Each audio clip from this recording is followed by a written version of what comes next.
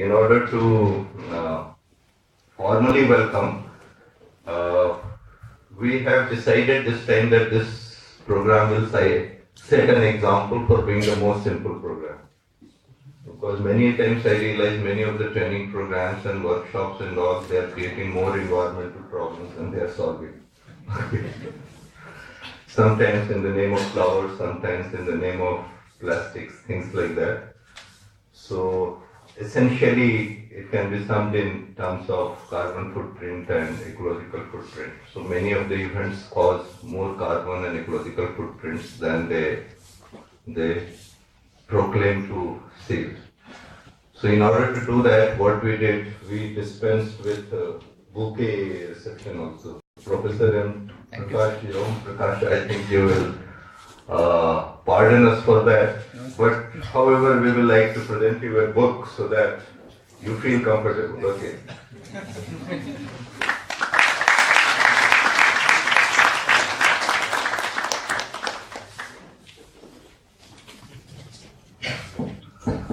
Before anything happens, I must thank my photographer because finally the big success of the program depends on the photographer. Anil Gote is trying to photograph and take a photograph of the other side also. On behalf of our director, Dr. Rakesh Kumar, because of certain exigencies, he is not here with us, although this program is here and now mainly because of him, because skill development program has become a very important program for us. So on behalf of our director, Dr. Rakesh Kumar, on behalf of my other colleagues, some of the important ones here, I can see Dr. Sadhana Rai is there. When she entered, I just said if she has come, no one else is needed. So probably more other colleagues heard it and so may take time to come because not many would like to confront some personalities like us, okay? So, then my younger friends, I'm happy many of them have thronged to make this event more successful. Some older people are gradually joining. I'm thankful to them. It's Mr. Girish Popli. Dr. Sunil Kumar, he happens to be our CSIR coordinator. CSIR is almost a university within CSIR. It awards PhD degrees. My younger friends from IIFM Bhopal, on behalf of the whole staff of NEERI, I welcome you all of you. I hope your stay in Nagpur is comfortable. We were negotiating, we were discussing for past 2-3 months as to how make things comfortable for us. And it's fine. Yes. So Nagpur is a very good city, because whatever we may say, we feel bad about it. In my opinion, it is it's the most environment-friendly city in the country. You will give a certificate on you. Some of you might be from Nagpur, but it's the most environment-friendly city in the country. You will realize it soon. God knows what will happen in few more years. But at the moment, that's true. Okay. Why we have called we could have given this program in a different way. We would have just invited you, talked to you, or exposed you to many of the technologies and the kind of researches we are doing. But why we did this kind of a gathering is because we realized that before we develop other skills, it's better to develop our own skills.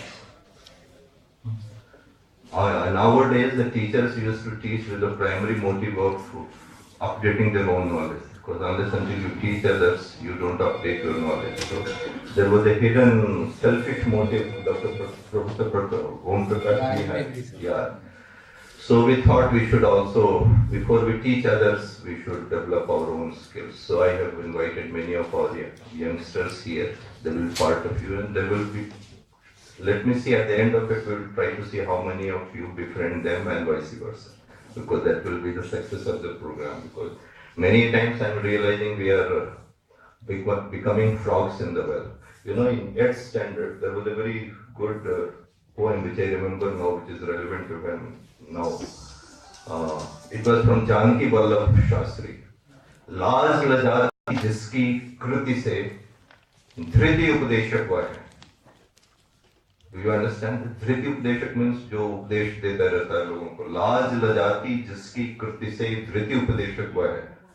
अक्सर ऐसा होता है कि जो ज्यादा उपदेश देते रहता है उसकी खुद की कृति से लाज भी लजा जाती है. उसकी कृति इतनी महान रहती है कि लाज खुद शर्मा जाती है. लाज लजाती जिसकी कृति से धृति उपदेशक वह है. मूर्त दंभ गढ़ने जाता है शील विनय परिभाषा. One who is a symbol of arrogance, he creates definition of how to behave properly in the society. मूर्त दंभ गढ़ने जाता है शील विनय परिभाषा. मरण रक्त मुख, तो मरने वाला है, मुंह से खून आ रहा है. मरण रक्त मुख से देता जन को जीवन की आशा. लाज लजाती जिसकी कृत से धृति उपदेशक वह है.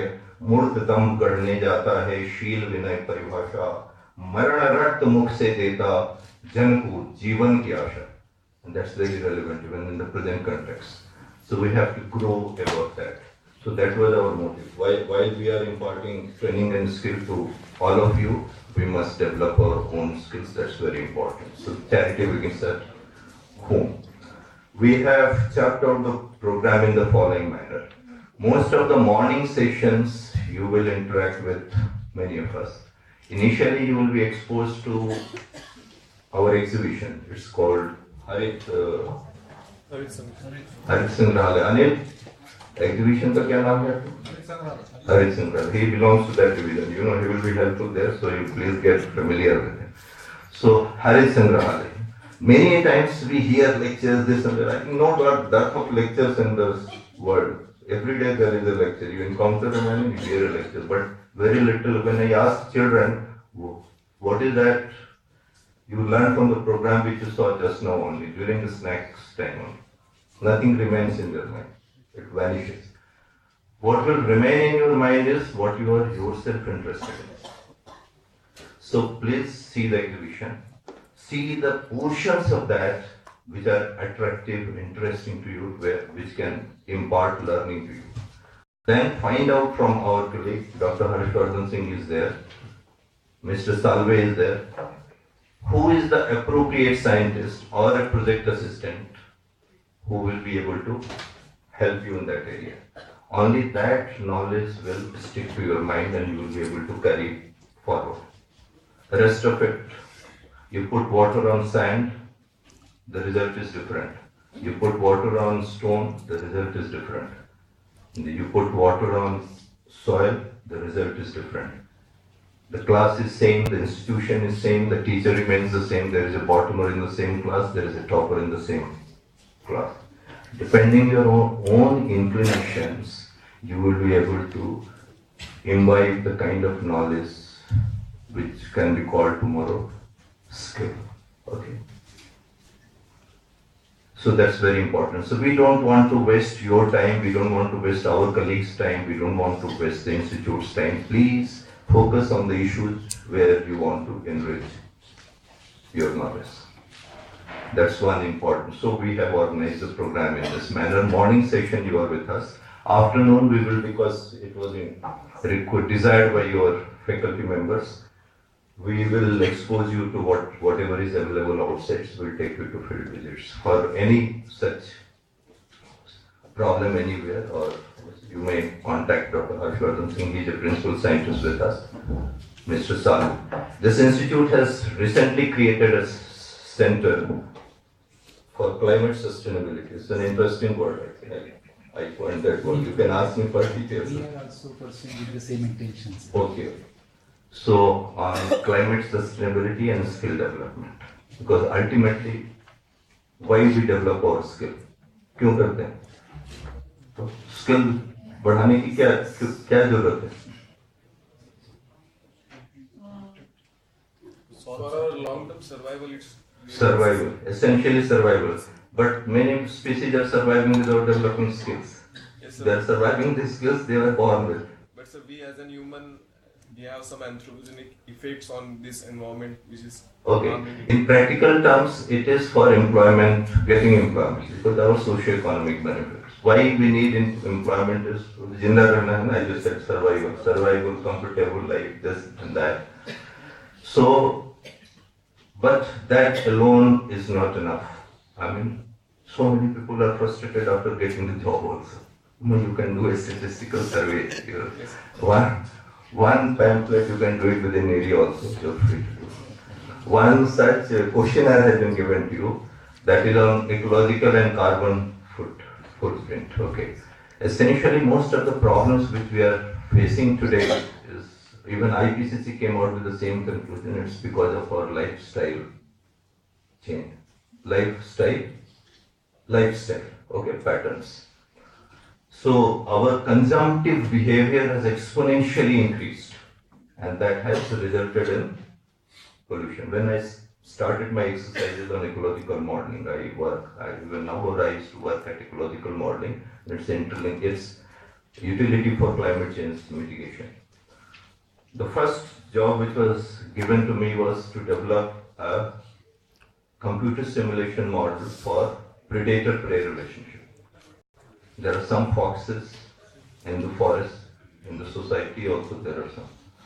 There are some foxes in the forest, and there are some rabbits in the forest, okay?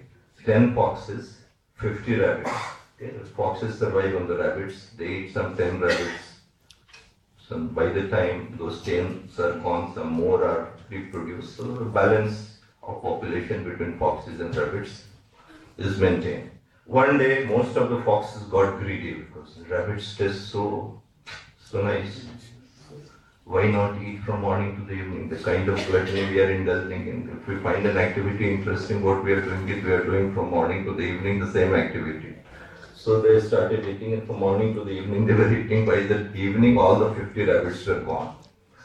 Little did the foxes realize that their own survival is threatened now. It was threatened. After a few months, they were also gone. So the moral of the story is, even if we have some foxy habits, for our own survival, we must leave some rabbits behind, otherwise we will not be able to survive. The relationship between ecology and economy is almost like fox and rabbit affair. You will be surprised. Money itself is manufactured by destroying forest. You cannot have it all. You require paper, that comes from forest. You require dye, comes from forests. Even metals and all, they come from mining. So the relationship between ecology and economy is fox and rabbit relationship, predator-prey relationships. We have to have a balance. Money is required as a transaction medium. Certainly, none of us can really survive without money. But then shall we get mad after money? And ultimately, for what are we earning? Ultimately, for what you get a lot of money and all, you sit down with that. What will you do at the end? Are you going to eat money? Are you going to breathe money? It will not serve purpose for any of your, what is called karmendri and gyanendri. Ultimately, money has to be used for some particular process or purpose. You have a toothache, you have to go to the doctor. You require food, you have to go and procure. So, food, what is required is, those ecological entities are ultimately required. So what I'm trying to say is, you have destroyed ecological entities to convert them into economic entities, and again you are using the economic entities to purchase the same ecological entities which you had destroyed. The land on the nature is fixed. It is not like a rubber, it cannot expand. So the same land is divided between industrial activity, commercial activity, residential activity, agricultural activity, forestry activities, and aquacultural activities. Same land. Now, in the name of development, if you want to increase your industrial activity exponentially day by day, then what you need to do is you have to draw that land from one of those other sectors. And when you increase the industrial activity more, you need more and more land for commercial activity also, because marketing has to be done.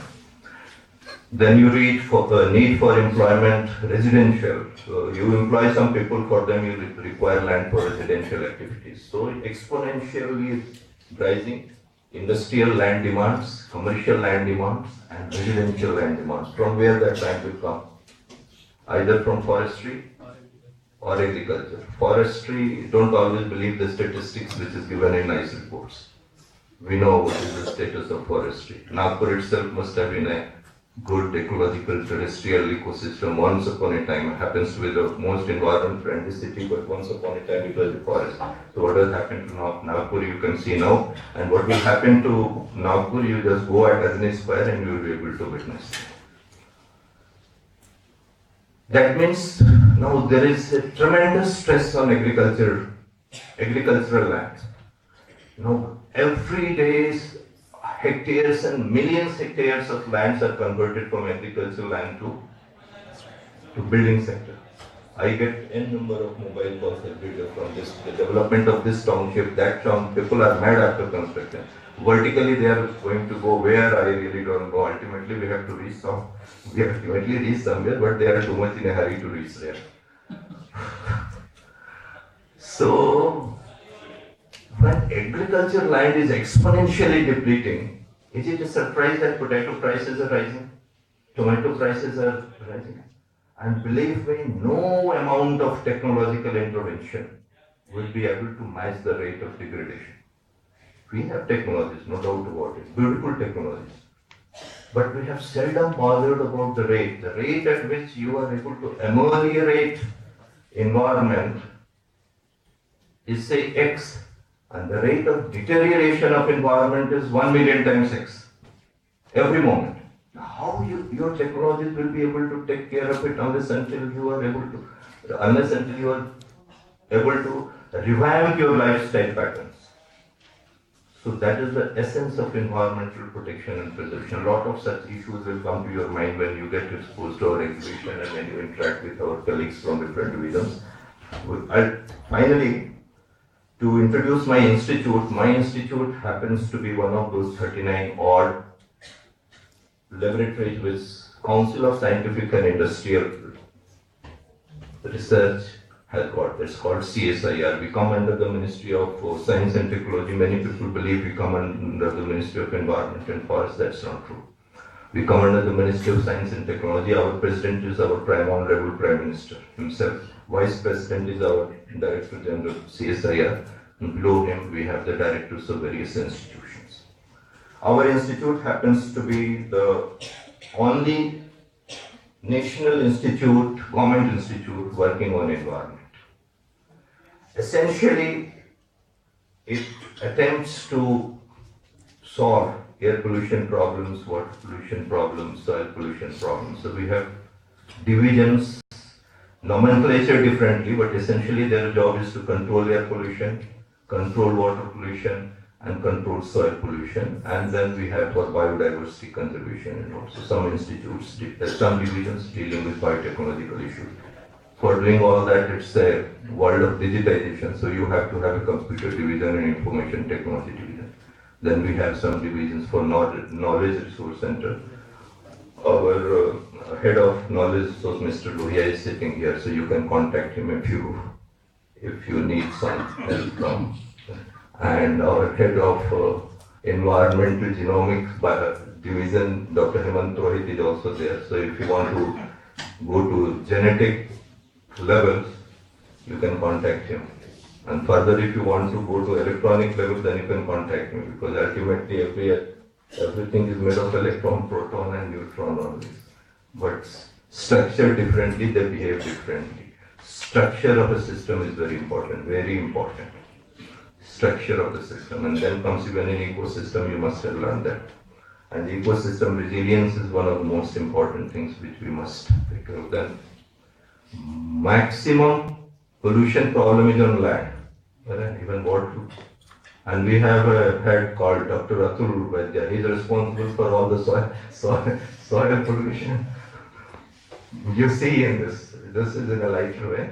If you want to solve problems related to soil pollution, land pollution, I'm just gradually introducing some of the colleagues here. Similarly, we have many more colleagues sitting here whose names I have forgotten. It's not that I want to forget their names. They are always there in my heart and mind. But at the moment, It's not me. There is one Mr. Girish Populi. In presence of his heads of the division, in absence also he looks after most of the important things. So you contact him. Okay.